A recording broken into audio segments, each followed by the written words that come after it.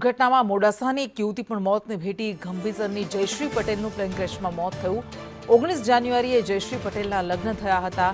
લગ્નના 3 મહિના બાદ પતિ પાસે તે જઈ રહી હતી. 3 માસ બાદ વિઝા મળતા પતિ પત્ની મળવાના હતા અને નવદંપતિના નવા જીવનની શરૂઆત થાય પહેલા જ અંત આવી ગયો. મૃતક જયશ્રીબેનના લગ્નના વિડીયો પણ સામે આવ્યા છે.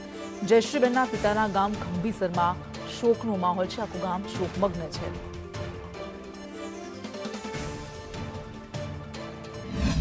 મારે છેલ્લે વાત જ નથી થઈ મારી બેન જોડે. મને જાણ જ નથી કે જવાની છે.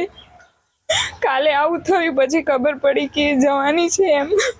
એટલે જે દુર્ઘટના જે બની એ ખરેખર ખૂબ જ દુઃખદ છે અને આવું ફરી ભવિષ્યમાં બીજા કોઈના સાથે ના થાય એવી પ્રભુને પ્રાર્થના કરીએ છીએ. હાલ અમે અમારા પરિવારને દુઃખમાં ખૂબ સારી એવી રીતે કેવી રીતે સાચવી શકીએ એના પ્રયત્નો અત્યારે હાલ કરી રહ્યા છીએ. એમનું લગ્ન 18 જાન્યુઆરી 2025ના રોજ થયું હતું. એમની મેરેજ લાઈફમાં અમારા જમાઈને બંને 15 દિવસ જ જોડી રહ્યા છે. પછી જમાઈ ગયા લંડન અને અમારી બેનના વિઝા આવે એટલે હવે એ પણ લંડન જવાની હતી.